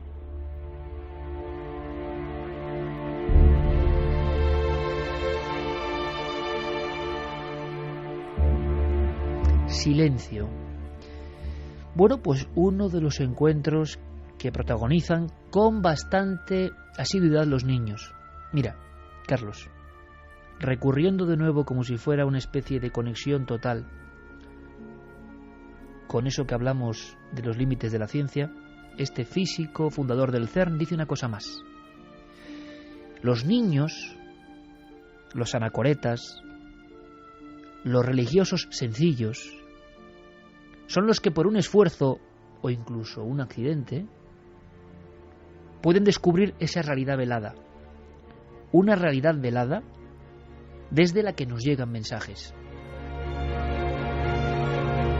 No lo dice un espiritista, un ocultista, lo dice uno de los padres de la física cuántica. Los niños da la sensación de que siguen envueltos de ese mundo mágico, de que en la cueva de los tallos seguro que se comportarían de una forma distinta a la nuestra, que no han perdido el cordón umbilical con esos otros mundos. Esa sonrisa del niño cuando mira un lugar donde nosotros no vemos nada y conforme van creciendo son fantasías de niños. Pobres niños que luego entran en la grisura de nuestro mundo limitado, de nuestro mundo pobre. Los niños viven en esa otra órbita y ahí son libres. Pero desde ese mundo también llegan otras cosas y cosas que les asustan. La casuística es amplísima. Antes mencionábamos, Carlos, lo decían nuestros compañeros, el psicólogo, visiones hipnopómbicas, hipnagógicas. De eso va esto quizás. Lo raro es que lo vea con tanta claridad que perciba el signo. Sí, aquí tenemos la historia del sobrino de Ana, un niño muy muy pequeño, que es lo que llama la atención. Tiene exactamente 3 años nada más. 3 años. Y este pequeño adelanto que hemos hecho ocurrió hace unos meses. Como escuchábamos, estaba con su madre y es el primer momento en el que ve a este hombre que él describe como el hombre feo. Son sus primeras palabras casi, o sea, lleva muy poquito tiempo. Sí, pero hablando. muy expresivas. Muy expresivas. Ve a un señor oscuro, de hecho, bueno, pues tanto su madre como Ana interpretan que puede ser el tipo de vestimenta que tienen, pero hay un elemento muy clave, que son los detalles de la cara. El niño lo ve como si fuera, pues como con arrugas, con heridas, algo que para él le asusta mucho y que le es difícil, es muy difícil enfrentarse a ello como niño que es. Tenemos un elemento más que son esos ojos que se iluminan, rojos, un color muy llamativo que además él destaca. Y más elementos. Hay varios episodios en los que el niño ha visto a este ente como que pierde la cabeza. Pierde literalmente la cabeza. Y hay un nuevo episodio que nos va a relatar Ana, en el que el niño queda totalmente aterrado. Ya que estaba amaneciendo, mi hermana se dio cuenta de que el chiquillo estaba sentado en la cama. Y entonces le comentó que, ¿qué estás haciendo? Le dijo, es que está el hombre feo aquí. Y le dijo, pero, ¿qué hace? Y dice, nada. Dice, ¿cómo que nada? Dice, nada, te mira. Y ya se giró y se puso a mirar al lado donde duerme mi hermana. Se empezó a tapar los ojos y empezó a decir que le daba susto y se empezó a tapar con el cuerpo y los brazos de mi hermana. Y se asomaba de vez en cuando, como que estaba viendo algo ahí y le decía a mi hermana como que se le caía la cabeza o algo de eso. A lo que estaba viendo se le estaba cayendo la cabeza. Mi hermana intentó mantener la calma para que el chiquillo no padeciera. Y al cabo del rato, pues nada, se asomó y el niño dijo, ya se ha ido, mami.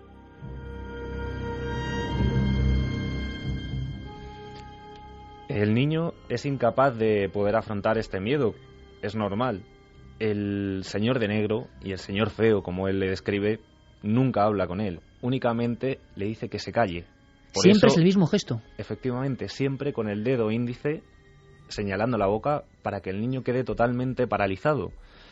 Es lo más curioso de todo lo que describe, pero hay más episodios, porque por ejemplo, Ana nos relataba también un día en el que el padre del niño está bañando al niño. La casa tenía 2 plantas, tal y como nos ha dicho. De repente el padre se gira, nota algo a su espalda, como si algo pasase por la puerta que separa el pasillo del baño. Ve al niño totalmente como fijamente mirando a la puerta y le pregunta que qué ve. El niño le contesta y le dice: papi, ¿tú también lo ves? El padre se queda totalmente paralizado, llama a la madre para ver si estaba abajo o si podía haber pasado por ese pasillo, y efectivamente la madre estaba abajo, con lo cual nadie más en la casa podía haber pasado por allí. Y una vez más, también a los pocos días, pues en este caso el niño va a otra casa, en este caso la de su tía, y aparece un nuevo ser, una nueva criatura, que sin embargo no le da miedo, parece entablar una conversación con él y le describe con una vestimenta nueva, un nuevo color, esta vez de color blanco. Pues ahí se levantó su tía y al verlo sentado en el sofá le comentó: uy, ¿qué haces aquí solo? Y le dijo: no estoy solo, estoy con el señor blanco. Y ya, claro, la tía se asustó y le dijo: ¿pero no te da miedo? Y le dice: no, que me da miedo es el hombre negro. O sea, tiene miedo, se pone a temblar, lo pasa mal. Al cabo de los días vino una sobrina de mi hermana a casa y nada, al irse, al llegar a casa de la madre, le comentó a la madre que no quería ir a casa de la tía. Y claro, la madre le preguntó, dice: ¿pero por qué no vas a querer ir a casa de la tía? Y le dijo que es que había un hombre feo que le daba miedo.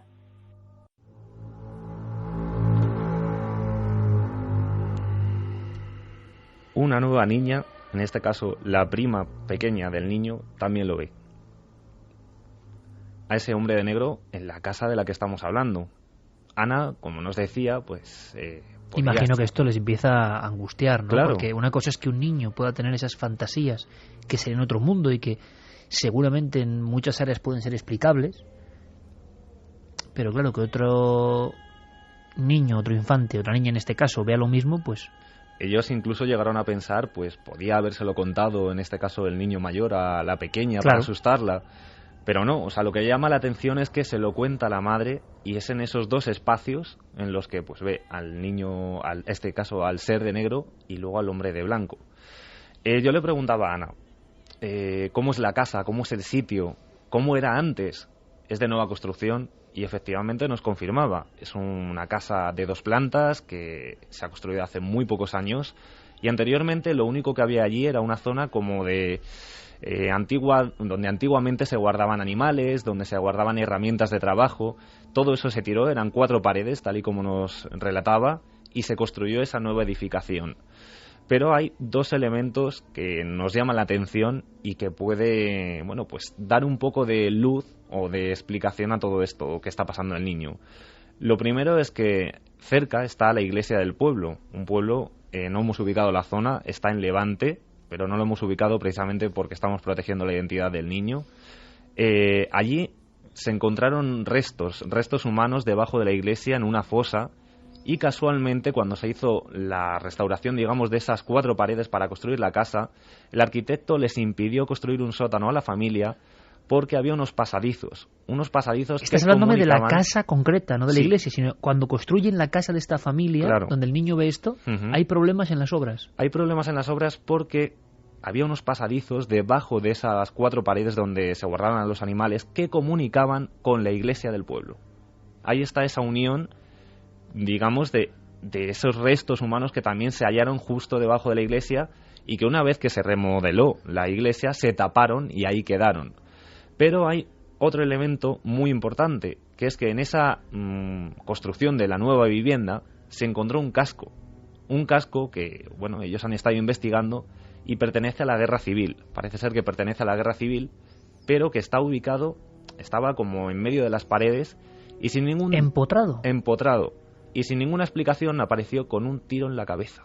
Vamos a escucharlo, si te parece. Y tenía un tiro en la cabeza. O sea, el casco estaba agujereado con un tiro. Y nos extrañó porque estaba entre las paredes de la casa. Es decir, si lo hubiéramos encontrado enterrado en el suelo, pues dices, pues bueno, pues alguien lo enterró ahí, porque esta casa solo se había utilizado para guardar herramientas, animales y cosas de esas. Nunca se había habitado en ella. Y lo tiene el suegro de mi hermana en su casa. Pues hombre, no es muy común, ¿no? Lo de un casco con un tiro en la cabeza empotrado en... No sé, no suena habitual, desde luego. No, pero a mí lo que me llama la atención es que además se lo decía, digo, ¿escuchaste un programa que hicimos hace poco en Miranda de Ebro sobre unos objetos que podían pues traer, digamos, los fenómenos que padecían nuestros amigos? Y si lo hemos escuchado, el casco lo tienen, además la familia todavía lo guardan, lo conservan, con lo cual tenemos una vez más un objeto que se encontró debajo de esa nueva vivienda. Y por otro lado, a una familia que está sufriendo por ese niño pequeño. ¿Que sigue viendo cosas o no? Que sigue viendo cosas. Sigue viendo sobre todo a este señor oscuro, de negro, para él es feo, por esos rasgos de terror que le muestran. Y además, ese dedo índice que una vez más le indica día tras día, cada vez que le ve, que se calle. Pues una de tantas historias que ocurren, que pasan, que angustian a las familias, que no se pueden compartir habitualmente y que si se comparten es como para buscar un alivio, una solución que es muy difícil. Carmen, yo me estaba acordando de algunos casos, quizá tú controles alguno más. Yo no recuerdo de objetos de este tipo empotrados, sí recuerdo algunos con calaveras seccionadas del cuerpo en algunas casas en el Reino Unido, ¿verdad? Sí. Yo creo que, si no recuerdo mal, que era en el Reino Unido, como bien decías, guardar una calavera en una casa, empezaron a sucederse una serie de fenómenos paranormales, sobre todo chillidos, y los habitantes de esa vivienda antigua, que además había estado llena de gente que trabajaba en el campo, en el algodón, creo que era uno de esos trabajadores que había muerto después de maldecir al dueño de la vivienda algodonera, que se quedó el cráneo en esa casa y todo el mundo que entraba escuchaba esos gritos, esos lamentos, hasta que por fin le dieron un entierro tal y como se merecía, la calavera que chilla.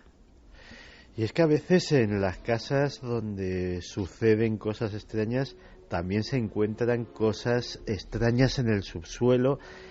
Y esta historia la contaremos en algún momento, tanto aquí como en Cuarto Milenio, pero en mi reciente viaje a Estados Unidos uno de los sitios que visité fue Salem, fue la ciudad de las brujas.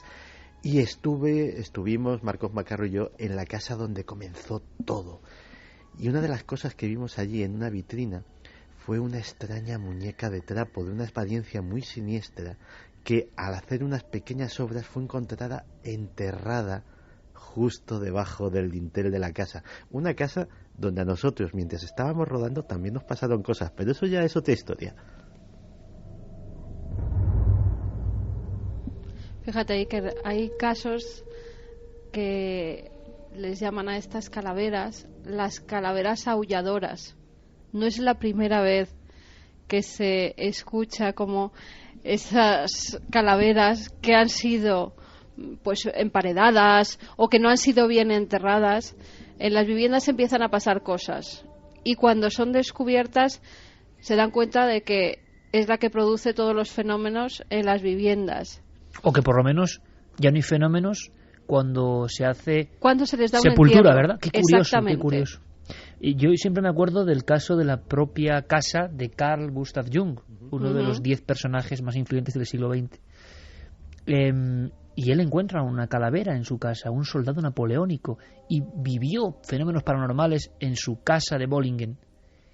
Y Jung, ni más ni menos, uno de los pensadores que ha influido en la historia de la humanidad, hace un entierro soberano, él solo, con la calavera, lanza salvas de tiros junto a un lago, cristiana sepultura para ese muerto, y a partir de ahí los fenómenos no existen.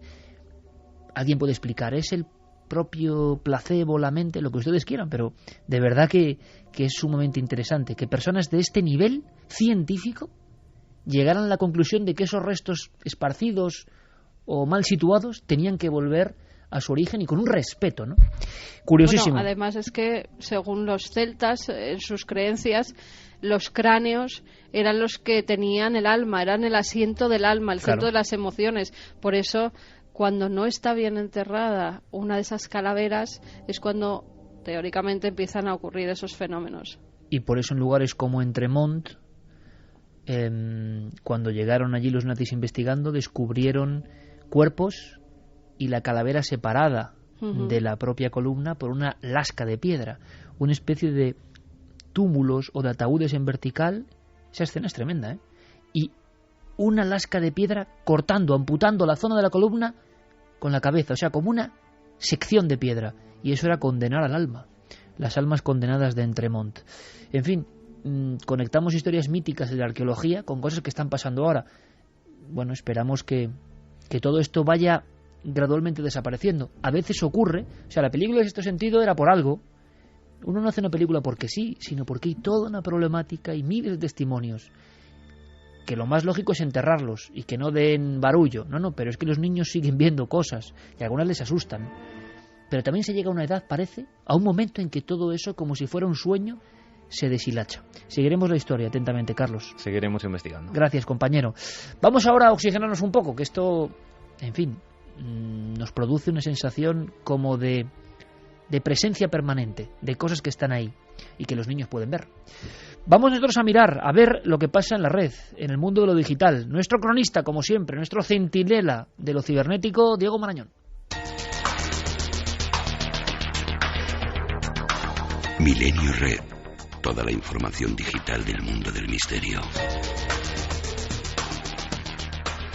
Un reciente hallazgo nos permite especular con la posibilidad de que detrás de muchos enigmas de la criptografía quizás se encuentren los secretos jamás revelados de las sociedades antiguas o mensajes que nunca deberían salir a la luz. Criptografía viene de dos palabras griegas, cripto, que es oculto, y grafía, que es escritura, y es básicamente ocultar un texto para que lectores no deseados puedan saber lo que está escrito en ese texto.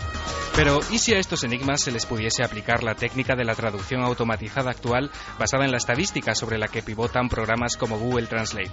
Parece que eso mismo han pensado varios científicos de computación de la Universidad de California con un resultado asombroso: el descifrado de las primeras 16 páginas del manuscrito Copiale Cipher, que revelan la descripción detallada de un ritual de una sociedad secreta que aparentemente sentía una gran fascinación por la cirugía ocular y oftalmología, una investigación basada en las nuevas tecnologías con resultados asombrosos y apasionantes. Poco a poco, las redes sociales se han ganado su sitio como una fuente seria para documentar los hechos históricos y sociales que agitan al mundo. Por eso no debería sorprendernos que ahora los especialistas en estudiar ambos fenómenos empiecen a analizar la funcionalidad de Twitter como una fuente seria de investigación. Millones de personas en todo el mundo participan ya en este otro mundo apasionante. Cada día se publican más de 135 millones de mensajes en Twitter, eso que llamamos tweets. Un estudio realizado por la Universidad de Manchester constata la importancia que representa recurrir al historial de los mensajes de Twitter. A partir del papel que jugó la red social en los disturbios ocurridos en Reino Unido durante el verano pasado, los expertos se plantearon esta posibilidad. Los resultados confirman que Twitter está lleno de mensajes sin interés histórico, puro ruido, pero también revelan que con el uso de herramientas adecuadas de minería de datos se pueden obtener resultados fiables en el análisis de las tendencias sociales. La exclusiva se publicaba esta semana en el Daily Mail. Un software preinstalado en 150 millones de terminales móviles en todo el mundo registra cualquier tipo de actividad del teléfono, desde la ubicación del usuario hasta el número y contenido de los mensajes de texto, pasando por búsquedas o datos de navegación.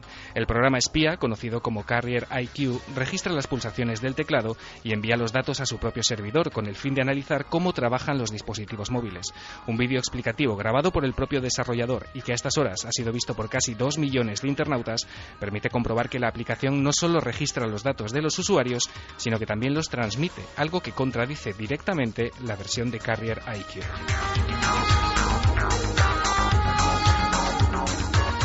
Canarias ha sido desde siempre una tierra llena de encanto y de misterio. En este territorio se han gestado todo tipo de fenómenos: ovnis, criptozoología, sucesos paranormales, enigmas arqueológicos, apariciones de islas misteriosas y un sinfín de fenómenos extraños que han enriquecido la disciplina de lo desconocido a nivel mundial. Aspectos mitológicos como San Borondón, otros enigmas clásicos como la Atlántida, muy vinculado también a Canarias, el alma de Tacán en la isla de La Palma, que es un auténtico expediente X muy emblemático en esa isla.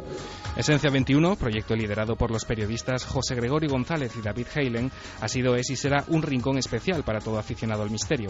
Un extenso repertorio de artículos que van desde lo más sorprendente e increíble hasta las fronteras mismas de la ciencia y además, como no, un repaso por los sucesos más enigmáticos que han producido ríos de tinta a lo largo de la historia de la humanidad. Foros, blog, podcast, actualidad criptozoológica y misteriosa, los enigmas de Canarias y del mundo al descubierto.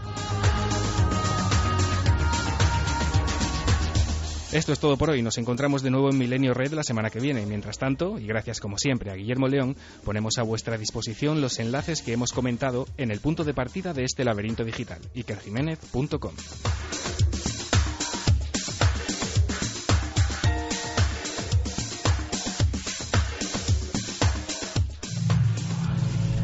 ¿Lo has oído?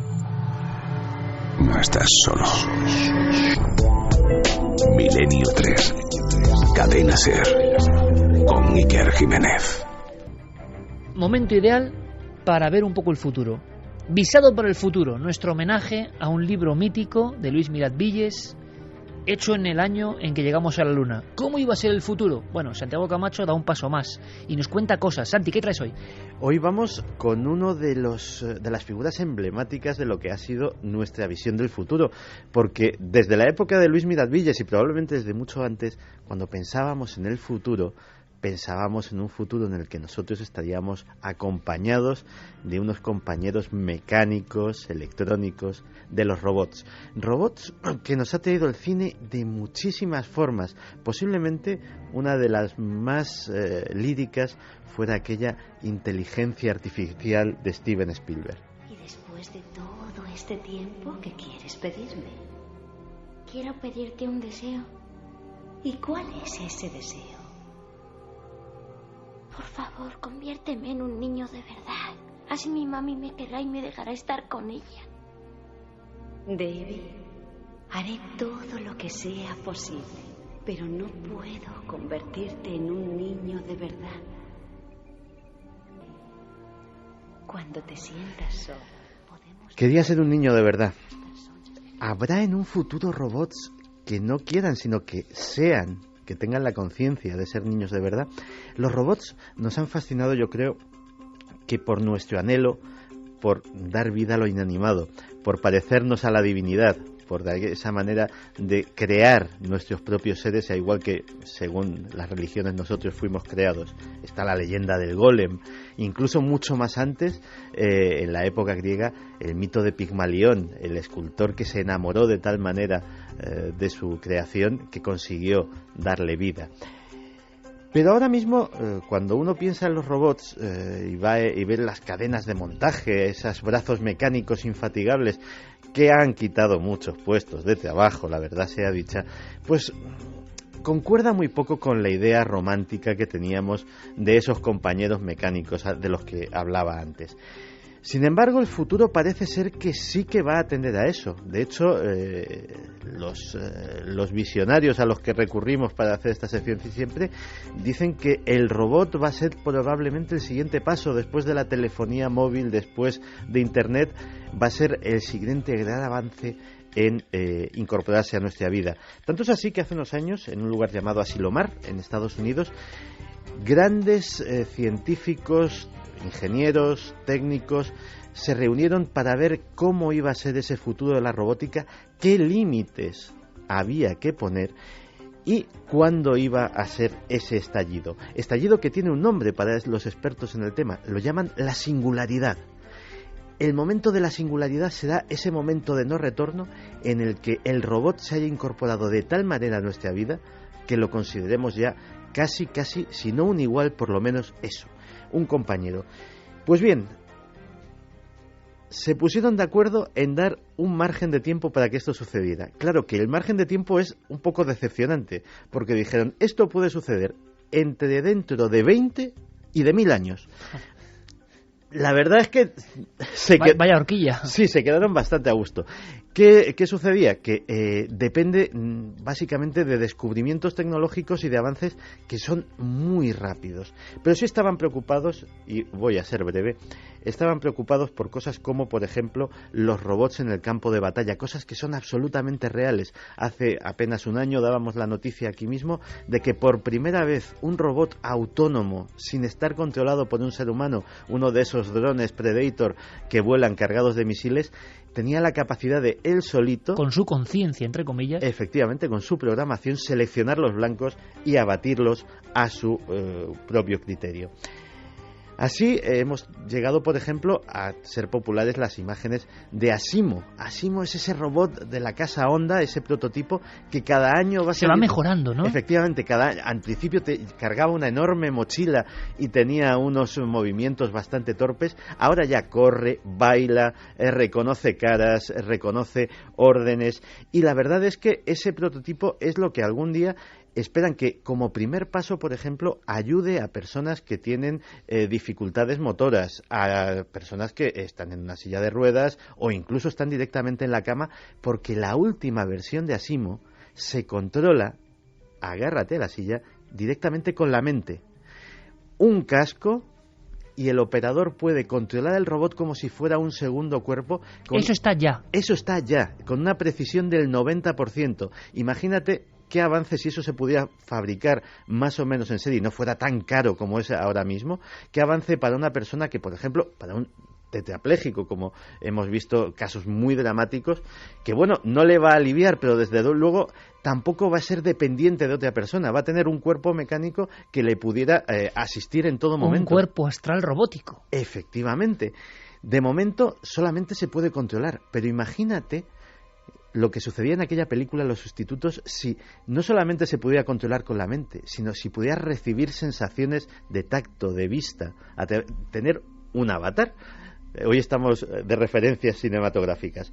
Pues bien, la tecnología está extendiéndose tanto que, por ejemplo, hace unos meses el gobierno iraní presentó el Surena 2, que era el Asimo iraní, y es una muestra, querían hacer una muestra propagandística de hasta qué punto los técnicos de Teherán... ¿Cómo es, aunque sea en detalle? Se parece muchísimo al Asimo, tiene unas características muy similares, y bueno, lo que llama la atención es que un país con tan poca tradición tecnológica, aparentemente como es Irán, pues si vuelca buena parte de su esfuerzo y de sobre todo su dinero, que es un país productor de petróleo, en ello, pues puede conseguir grandes logros. Y fíjate, casi lo tenía como última cuestión, pero es tan curioso y tan importante que lo voy a citar para que no se nos haga tarde y no quede fuera. Japón es el país que más robots, ahora mismo hay 300.000 robots de todo tipo operando en Japón, no solamente en cadenas de montaje, los hay recepcionistas en hoteles. Sí, no me pongas esa cara, ha puesto la cara de la televisión, sí. Recepcionista en hotel no es humano. No es humano, pero eso solo puede suceder en Japón. Y hay hasta un estudio sociológico de por qué los occidentales somos tan retraídos a la hora de aceptar lo que llamaba Asimov el complejo de Frankenstein, a la hora de aceptar un ser mecánico en nuestras vidas, y por qué en cambio los japoneses en concreto lo aceptan con una naturalidad absoluta. La clave es la religión. El sintoísmo, la religión tradicional japonesa, no solo acepta, sino que dice que todos los objetos inanimados llevan un espíritu en su interior. Es por ello por lo que se hablaba de los espíritus en las espadas samuráis, por ejemplo. Pues bien, ellos pueden ver a ese robot como un ser benéfico, como un ser con una cierta alma, y no como un monstruo como lo vemos nosotros. Efectivamente, y no como una cosa mecánica y fría que no tiene ningún tipo de vida y ningún tipo de alma, que es precisamente lo que le dotan los japoneses. Solo una cosa más. Proyectos militares como el LAGR del DARPA, que está enseñando a sus robots a manejarse por el mundo, a ser autónomos, o como el programa CIC, que está intentando enseñar a los robots una cosa que les va a ser muy útil, que es sentido común. Porque claro, las máquinas no tienen... Pero eso es muy escaso en los hombres incluso, ¿eh? Pues imagínate en las máquinas. A las máquinas el sentido común se les inocula en este programa ¿a base de qué? A base de multitud de reglas simples, como por ejemplo, el agua causa humedad, la humedad pudre la comida, pues el sistema lógico les hace establecer que un exceso de humedad puede llegar a pudrir la comida. Pues más de 100.000 conceptos y 1 millón de declaraciones lleva el programa CIC que se les mete a esos robots para que puedan sacar sus conclusiones lógicas y quién sabe si en el futuro ayudarnos con el sentido común que parece que no tenemos. Oye, Santi, esto es apasionante y creo que es Robots 1, porque tendrás que contarme qué está pasando con esos robots que ya están recubiertos de látex, que parece que hablan y que ya hay demostraciones donde es difícil de distinguir a una persona de carne y hueso de un robot. Eso es como una segunda fase que comentaremos. Ahora, también de aquí surge un misterio, ¿sabes cuál es? En mi opinión, toda nuestra tecnología, toda nuestra ciencia, todo nuestro dinero no logra asomarse a la complejidad todavía de la conciencia humana. Por lo tanto, ¿qué clase de programación, Santi, tendremos nosotros? Solo un pequeño apunte de lo que dicen los expertos que es muy llamativo sobre la sociedad en la que vivimos. La mayor parte de los expertos cree que los robots, cuando lleguen realmente a nuestra casa, no será como esos simpáticos animalejos mecánicos que nos barren ahora mismo, ya a día de hoy, en nuestros hogares. No, ni siquiera será para hacernos la comida, ni para servírnosla, ni para limpiar nuestras ventanas. Posiblemente sean esos robots de los que hablas tú, más humanos, y sea simplemente para hacer compañía. Imagínate qué nos dice eso sobre nuestra sociedad. Sí, desde luego es una señal un tanto angustiosa. Santi, gracias. Robots 2 dentro de muy poquito tiempo. Ahora, Noel, nos marchamos. Desde luego que la programación que nosotros llevamos tiempo y que surgió en algún momento de nuestra historia debe ser complicada porque no la alcanzamos ni por asomo. Y eso también demuestra que estamos bastante bien hechos. ¿Quién nos hizo o qué nos hizo? En fin, Carmen, preguntas, cuestiones para terminar y por supuesto ese pedazo de premio increíble, los 9 libros, pack completo, de otro libro que cambió su tiempo, Caballo de Troya. Solo un apunte, Iker. Fíjate, las máquinas nos pueden ayudar, pero los perros lo están haciendo también. Se ha demostrado en estudios que se están haciendo ahora mismo en el País Vasco, por ejemplo, que los perros están ayudando en el Alzheimer. Lo que no han conseguido los familiares lo están ayudando estos animalitos. Y no solo eso, sino que están avisando también a los diabéticos. Cuando tienen esas bajadas de azúcar hay perros ya entrenados que avisan que se tiene que poner la dosis. Oye, así pues que no ese todos tema, son... Sí, ese tema es muy interesante, ¿eh? Sí. ¿Hasta no qué punto todos los son animales... robots. Ajá, la conciencia animal está ayudando. Interesantísimo. Vamos con los últimos mensajes, Iker. Nos decían, buenas madrugadas, madre mía, el hombre feo, o se le encienden los ojos, dicho por un niño, qué terror, por favor. Un saludo y de verdad gracias por llenar nuestros fines de semana de conocimiento, nos lo decía María. Tengo un hijo de 5 años y una de 3, y pueden llegar a asustarte cuando se quedan mirando al vacío y siguen con la mirada y la cabeza algo, e intentas localizar lo que están mirando y no lo ves. Eso le pasa a los perros también. Sí, también. Carlos nos dice escalofriante el relato del sobrino de Ana. Los niños son susceptibles a ciertas percepciones de la misma forma que a cierta edad somos capaces de discernir acentos de forma subconsciente. ¿Es posible que seamos más sensibles o sensitivos cuando tenemos cierto nivel de conocimiento o de desconocimiento? Edu Torres dice, los amigos invisibles de los niños son realmente creaciones de su imaginación por un proceso psicológico totalmente explicable, o en algún caso puede haber algo más, como si mantuviesen alguna capacidad primigenia. Tengo la carne de gallina. Vamos, Iker, si quieres, con el ganador de... Eso, ponerle alegría porque se va a alegrar muchísimo. ¿Sí? Que son 9 libros. Jolín. Además, revisados por Juanjo Benítez, que es su autor, y gracias de nuevo a Planeta por sortear esas 3 colecciones. A ver si JJ va a tener razón y se puede viajar en el tiempo, ¿eh? De momento, el experimento de los neutrinos, oye, que no lo consigue dar el Eureka. No se reputa, ¿no? Nada. Cuéntanos. Pues el ganador es Félix Díaz, que nos decía, soy espeleólogo, me he adentrado en cuevas de todo el mundo y solo en algunas he sentido que no estaba solo. He llegado a dormir en muchas de ellas y os aseguro que en algunas no me volvería a quedar nunca. Miedo en estado puro. Por el contrario, hay muchas amables en las que los sueños son muy positivos. Me encantaría viajar a Ecuador y descubrir las galerías que aún no han sido profanadas por el hombre. Qué bonito, que un espeleólogo se lleve esos 9 libros. Oye, puede ir uno con su luz de carburo en el casco, meterse en una cueva y leer Caballo de Troya. Tiene que ser una experiencia maravillosa. Yo le diría a este amigo una cosa. Es verdad, hay cuevas que generan eso, pocas. Hay otras cuevas que generan algo que por lo menos es una llamada, y no es que no quisieras volver, sino que quisieras regresar para siempre allí.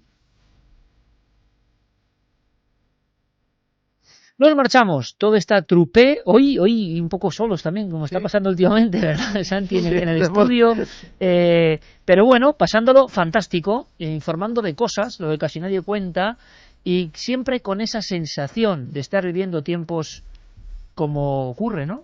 Con cada momento de la historia, irrepetibles. Noel Calero, Carlos Largo, Fermín Agustí, don Santiago Camacho, mañana le veo con una cosa maravillosa, ¿eh? Sí, señor. Inventos ocultados por el poder. Ya hablamos de ello, pero vamos a verlos esta vez. Vamos a verlos, amigo. Ha sido un placer, Carmen. Hasta mañana. Buenas noches, un beso para todos los que estáis allí. Alegría para todos. Feliz semana, amigos. Milenio 3, Cadena Ser.